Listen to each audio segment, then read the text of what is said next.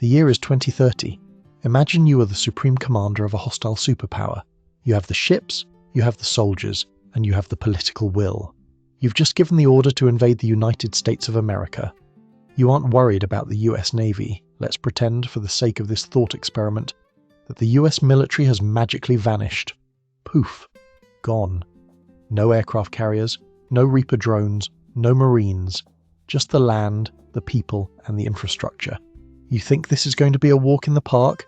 You think you're going to plant your flag on the White House lawn within a month? My friend, you are about to walk into the greatest logistical meat grinder in human history. You see, the United States isn't just a country. It is a geographically engineered fortress designed by nature to kill invaders. From the moment your boots touch the sand, if they even make it that far, you are fighting a battle against physics, economics, and a civilian population that makes the Viet Cong look like a homeowners association dispute. Today, we aren't talking about nukes or F-35s. We are looking at the terrifying economic and geographic reality of why the US is unconquerable. Buckle up, it's going to get messy. 1. The liquid walls of death. The tyranny of distance. Let's start with the most obvious problem. The one that usually kills your invasion before you even finish your morning coffee. The moats. To the east, you have the Atlantic Ocean. To the west, the Pacific. These aren't just bodies of water, they are logistical death sentences. If you are invading from Europe, you have to cross roughly 3,000 to 4,000 miles of open ocean just to get to the east coast. If you're coming from Asia, you're looking at nearly 6,000 to 7,000 miles to hit California. Let's put that in perspective with some hard numbers. During World War II, for the Allies to invade Normandy, a trip across the English Channel that is roughly 20 to 100 miles wide depending on where you measure. It took years of planning, millions of tons of supplies, and the total economic output of 3 superpowers. That was for a gap you could almost swim across on a good day. Now, imagine doing that, but stretch the supply line to 6,000 miles. Let's assume you want to land a force capable of actually holding territory. Military doctrine generally suggests you need a ratio of force supremacy, but let's be conservative. Let's say you want to land 500,000 troops. That is a modest number to occupy a nation of 330 million people, spanning 3.8 million square miles. You don't just ship the soldiers, you have to ship their food, their ammo, their medical supplies, and most importantly, their fuel. A modern armoured division consumes hundreds of thousands of gallons of fuel per day. To support an invasion force across the Pacific, you would need a bridge of ships so dense you could almost walk on it. And here is the dark comedy of it all. The United States has no nearby staging grounds. In most invasions, you build up forces in a neighbouring country. Germany used France to hit Britain, or tried to. The US used Britain to hit Germany. The US used Saudi Arabia to hit Iraq. Who are you going to use to hit the US? If you try to stage in Hawaii, you're still 2,500 miles from the mainland. That's like staging in London to invade Iraq. It doesn't help you.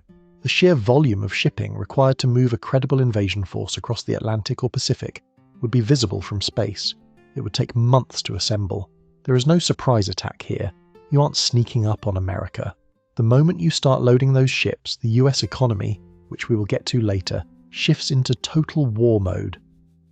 By the time your first ship reaches the exclusive economic zone, EEZ, of the United States, your soldiers will have been at sea for weeks.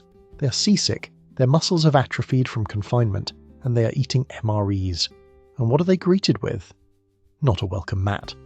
They are greeted by the reality that the US coastlines are not designed for easy access. The west coast of the United States is largely rocky cliffs and treacherous currents, with very few viable deep-water ports suitable for offloading heavy armour. San Francisco, Los Angeles, Seattle, San Diego. That's about it. These are bottlenecks. If the defenders scuttle a few cargo ships in the entrance to the port of Long Beach, or destroy the cranes, which they absolutely would do, you're stuck offloading tanks onto a beach while taking fire. On the east coast, the water is shallow, the swamps are treacherous. We'll get to the south later. And the urbanisation is so dense that you're fighting in a concrete jungle the second you step off the boat. Otto von Bismarck, the Iron Chancellor of Germany, once famously said, or is attributed to have said, "God has a special providence for fools, drunkards, and the United States of America." He was right. Geography is the first line of defence, and for the US, geography is a serial killer. Hey, quick pause. If you're enjoying this descent into hypothetical madness, smash that subscribe button. We cover the dark side of economics and history every week. Also, let me know in the comments, if you had to pick a landing spot for an invasion, where would you choose? Florida, California, Texas? Spoiler, Texas is a suicide mission. Let's keep going. 2. The neighborhood from hell, Canada and Mexico. Okay, so the oceans are a no-go. You're smart, you're a tactical genius. You decide, I won't go by sea directly, I'll land in Canada or Mexico and drive in. Congratulations, you've just played yourself. Let's start with the northern approach, Canada. You land in Canada? Great. Welcome to the Canadian Shield. If you aren't familiar with geology, the Canadian Shield is basically millions of square miles of exposed Precambrian igneous rock swamps, thousands of lakes, and dense, freezing forests. It is one of the most inhospitable terrains on Earth for mechanized warfare. There are very few roads that go north to south in a capacity that can support heavy armor columns. The infrastructure just isn't there because nobody lives there. It's too cold and the ground is too hard. If you land in Vancouver to come down the west coast, you're funneled into the Cascade Mountains. You're forced into narrow choke points where a handful of defenders with explosives can bury your entire convoy under a landslide. If you land in the east, say Halifax or Montreal, you have to march through the Appalachians and the dense forests of New England during winter. And remember, General Winter saved Russia from Napoleon and Hitler. Well, North American winters are no joke either. Your supply lines will freeze, your tanks will bog down in the spring thaw, and you are doing all of this while trying to occupy a territory, Canada, that is arguably just as culturally hostile to you as the US.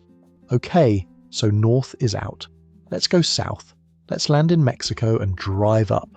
Welcome to the Sonoran and Chihuahuan deserts. This isn't just hot sand. This is terrain that kills people who try to walk across it with a backpack, let alone an army trying to move heavy equipment.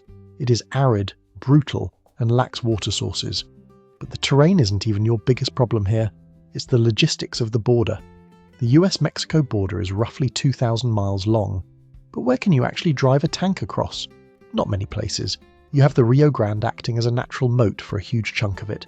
You have vast stretches of unpaved wilderness, and once you cross, you aren't in the heartland of America. You're in the American Southwest. You're in Texas, Arizona, and New Mexico. We will talk about the people later, but purely from a logistical standpoint, the distances here are mind-boggling. If you cross the border at El Paso, you're still 1,400 miles from Chicago. You're 1,700 miles from Washington, D.C. You have to drag your supply lines across thousands of miles of open desert, exposed to the elements, with very little local infrastructure to scavenge. There are no dense clusters of cities to pillage for supplies until you hit the major metro areas, which are hundreds of miles apart. Furthermore, consider the rail gauge problem. While North American rail gauges are standardized, standard gauge, the rail infrastructure in Mexico, while improving, is not integrated or maintained to the level required to support the movement of millions of tons of military hardware rapidly northwards. You would be relying on trucks, and trucks need gas. Where are you getting the gas? The US is the world's largest oil producer. If they scorch the earth, blow the refineries in Texas, cap the wells in the Permian Basin, you're driving into a desert with no gas stations. Historically, invasions fail because of overextended supply lines. Napoleon in Russia, the Nazis in Russia, the US in Vietnam, conceptually different but supply heavy. Invading the US through Mexico or Canada creates the longest, most vulnerable supply lines in the history of warfare. You would need to occupy and pacify Canada or Mexico first, which would take years, giving the US ample time to turn the border into a militarized zone that would make the Maginot Line look like a picket fence. You're trapped on the periphery. The geography creates a kill box. You can get to the continent maybe, but you cannot get into the vital organs of the country. 3. The geographical kill zones, the mountains. Let's say you achieve the impossible. You made it across the ocean. You bypass the Canadian forests and the Mexican deserts. You have established a beachhead on the east or west coast. You pat yourself on the back. The hard part is over, you tell your generals. Wrong. The hard part hasn't even started. Now you have to deal with the shields. If you landed on the west coast, look east.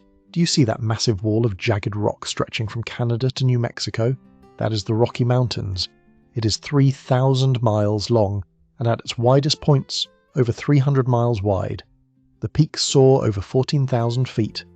There are very few major passes, and the ones that exist, like Interstate 70 through Colorado, are engineering marvels that traverse steep canyons, tunnels, and bridges. In a defensive war, the US military, or what's left of the local resistance, doesn't need to fight you in the open. They just need to blow the Eisenhower Tunnel. They just need to drop the bridges in Glenwood Canyon. Suddenly, your multi-billion-dollar invasion force is stuck in a parking lot on the I-70, surrounded by vertical cliffs. And you know who is up on those cliffs. Locals with hunting rifles that can take the head off a coin from 500 yards away. You aren't fighting a conventional war here. You're fighting Afghanistan on steroids. The Soviets spent a decade trying to pacify the mountains of Afghanistan with a fraction of the population and weaponry. The Rockies are bigger, the weather is more erratic, and the defenders are better armed. If you try to cross the Rockies, your supply trucks will burn, your tanks will slide off icy cliffs, you will be bled dry in the passes. Okay, you say, West Coast is a trap, I'll invade the East Coast, Washington DC, New York, Boston. Great choice. You capture the coastal cities. You take Manhattan, good luck holding it, but let's pretend. Now you want to push inland to the heartland where the food and energy are. Welcome to the Appalachians. While they aren't as tall as the Rockies, the Appalachians are a dense, foliage-covered nightmare for armoured vehicles. They run from Alabama all the way up to Maine. They create a natural barrier between the coast and the Midwest. Historically, this is where empires go to die. During the 18th century, the British Empire, the greatest military force on Earth, couldn't effectively project power past these mountains. They got bogged down in the woods, ambushed by irregulars who knew every creek and ravine. The geography forces you onto predictable roads. Predictable roads mean IEDs, improvised explosive devices. If you are driving a convoy through West Virginia or Kentucky, you are in a literal bowl. The roads wind through the valleys, the high ground is everywhere, covered in dense forest. You cannot see the enemy, but they can see you. Every bridge is a choke point, every tunnel is a potential tomb, and unlike the deserts of Iraq where you can see for miles, here the engagement distance is often less than 100 meters. You can't use your fancy air support effectively if you can't see through the tree canopy. You're back to close quarters infantry fighting against people who have been hunting in these woods since they were 6 years old. The geography of the United States effectively creates a citadel in the middle of the continent, the Mississippi Basin, protected by two massive mountain ranges. To get to the prize, you have to siege the castle walls, and the walls are 10,000 feet high and shooting back at you. 4. They're behind every blade of grass. Problem, civilian insurgency. Let's stop talking about rocks and dirt. Let's talk about the scariest variable in this entire equation, the people. There is a potentially apocryphal quote, attributed to the Japanese Admiral Isoroku Yamamoto during Draftoon. You cannot invade the mainland United States.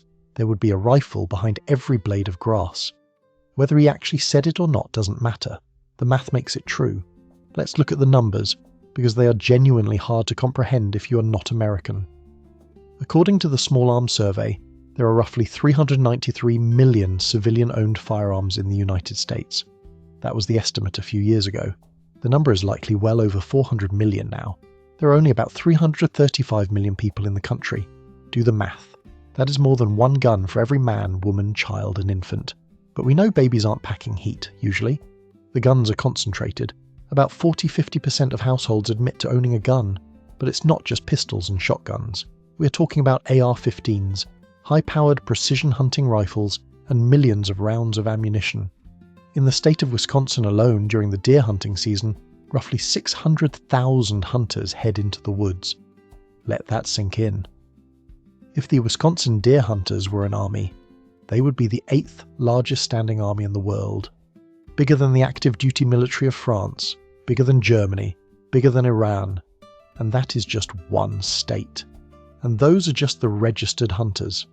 Now you might be thinking, but those are civilians. They aren't trained soldiers. My invasion force has tanks. Sure, but let's look at modern warfare. In Vietnam, in Afghanistan, in Iraq, how well did heavy armour fare against a decentralised, motivated insurgency armed with small arms and homemade explosives? Not well. And those insurgents were often working with rusty AK-47s and limited ammo. An American insurgency would be the most well-funded, well-equipped guerrilla force in human history. You aren't just fighting rebels, you're fighting combat veterans. The US has been at war for most of the last 20 years. There are roughly 18 million veterans living in the United States. Many of them have combat experience. They know how to make IEDs. They know how to set up ambushes. They know logistics, communications, and squad tactics. Imagine you're occupying a small town in Missouri. You have your checkpoint set up. You think you're safe. Suddenly your supply truck hits a pressure plate. A drone, bought off Amazon for $50 and rigged with a pipe bomb, drops a payload on your commander's jeep.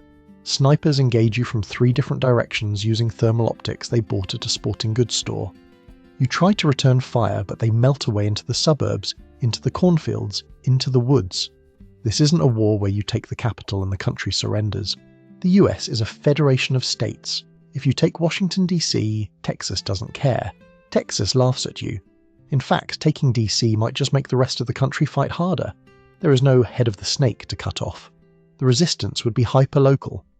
Every county, every town, every neighbourhood becomes a fortress.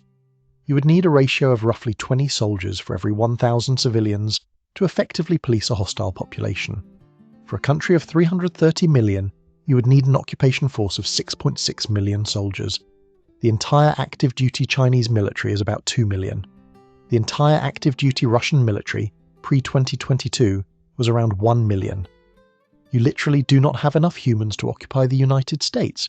You can't stand on every street corner, and the moment you turn your back, that blade of grass is going to take a shot. I want to hear from the Americans watching this. If an invasion force landed in your state tomorrow, what is the local terrain feature that would ruin their day? The swamps, the snow, the traffic on the 405? Let me know in the comments below. 5. The logistical black hole, internal infrastructure.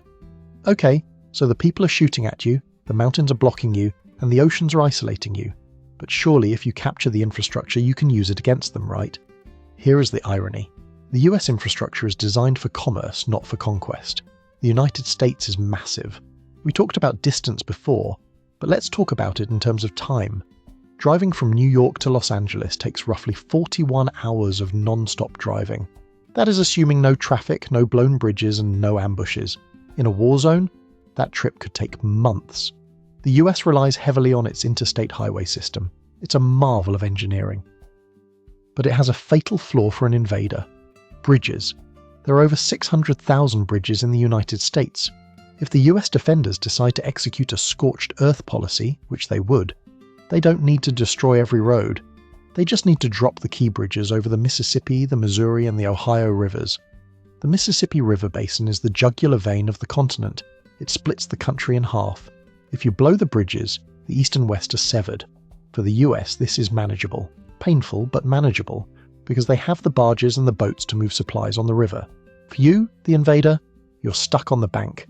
You have to build pontoon bridges across a river that is a mile wide in some places, with strong currents, while being shot at. And then there is the rail network. The US has the best freight rail system in the world.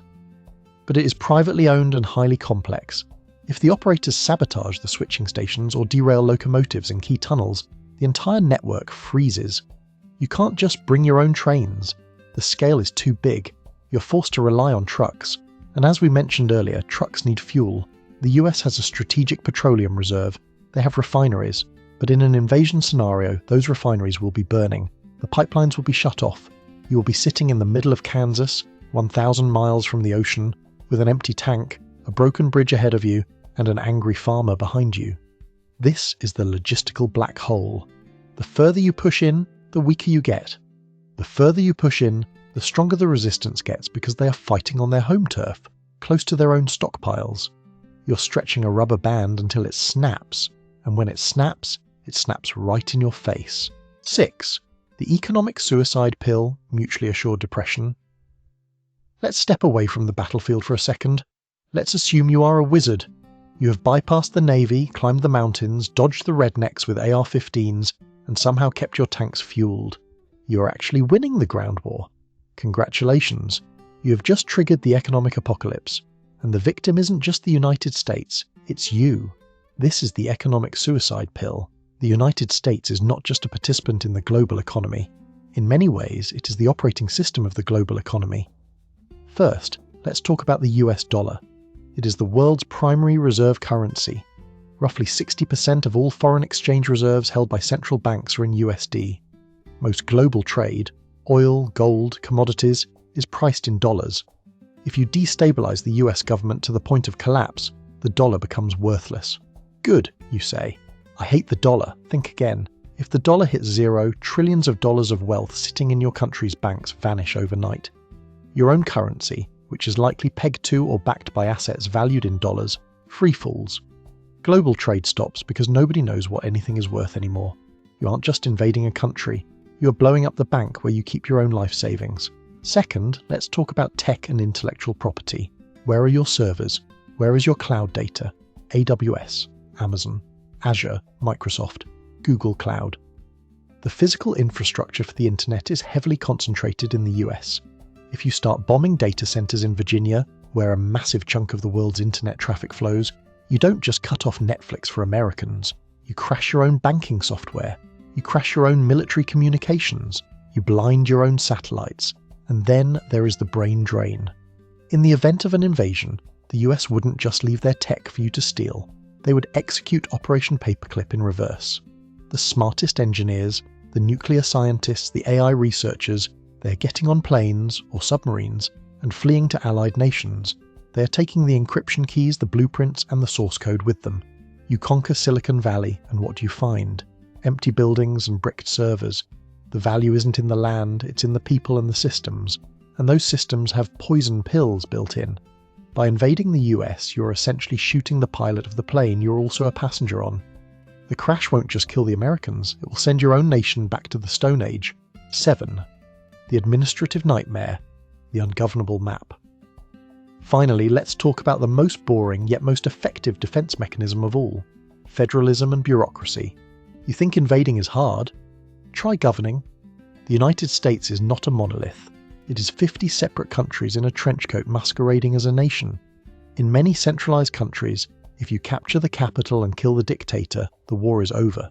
The police take orders from the new boss. The army stands down. In the US, the president has surprisingly limited power over day-to-day life in the states. The governors hold the keys to the National Guard. The county sheriffs hold the keys to local enforcement. There are over 3,000 counties in the United States. Each one has its own sheriff, its own police force, its own local laws, and its own stubborn pride. If you capture Washington, D.C., the governor of Texas doesn't surrender. He probably declares himself the president of the Republic of Texas and mobilizes the Texas State Guard. The governor of California does the same. You don't have to defeat one government, you have to defeat 51 governments, federal from 50 states, plus thousands of local jurisdictions. And let's not forget the sheer stubbornness of the American psyche. We are talking about a culture founded on the idea of telling the government to go to hell. Americans argue with their own government over parking tickets. They protest their own laws. How do you think they will react to a foreign occupier telling them what to do? You will face a campaign of malicious compliance, sabotage, strikes, and civil disobedience on a scale never before seen. The electrical grid will mysteriously fail every time you try to broadcast propaganda. The water supplies will be contaminated. The roads will be blocked by accidents. You will spend more money trying to police the population than you could ever hope to extract in resources. It is a negative-sum game. The longer you stay, the poorer you get. Final thoughts. The unconquerable fortress. So let's recap your invasion plan. 1. The oceans. You have to cross thousands of miles of water, vulnerable to submarines and drones just to get to the fight. 2. The neighbours. You have to drag your supply lines through the frozen hell of Canada or the scorching deserts of Mexico. 3. The geography. You have to push tanks through the Rockies and the Appalachians, which are basically natural kill zones. 4. The people. You have to occupy a nation where grandmothers own shotguns and combat veterans are hiding in every suburb. 5. The logistics. You have to maintain supply lines across a continent designed to be broken, with bridges that will be destroyed before you even see them. 6. The economy. If you win, you crash the global economy and destroy your own wealth. Invading the United States is not a military operation. It is a suicide note. It is a logistical impossibility wrapped in a geographical nightmare, deep-fried in economic ruin. The United States doesn't need a massive standing army to remain uninvaded. The land itself does the heavy lifting. The Atlantic and Pacific are the walls, the Rockies and Appalachians are the towers, and the people? They are the garrison that never sleeps. So to any aspiring superpowers watching this video, don't do it. Not because you're nice, not because of international law, but because you will lose, and you will lose badly. That's the reality of American geography. It is the ultimate cheat code in the game of civilization. If you enjoyed this deep dive into hypothetical chaos, do me a favour, click that like button, it helps the algorithm more than you know. And subscribe if you want to see more videos where we break down the terrifying reality of geopolitics, economics and history. I want to know your thoughts. Which state would be the hardest to conquer? Is it Florida with the gators, Alaska with the cold, or maybe New York with the attitude?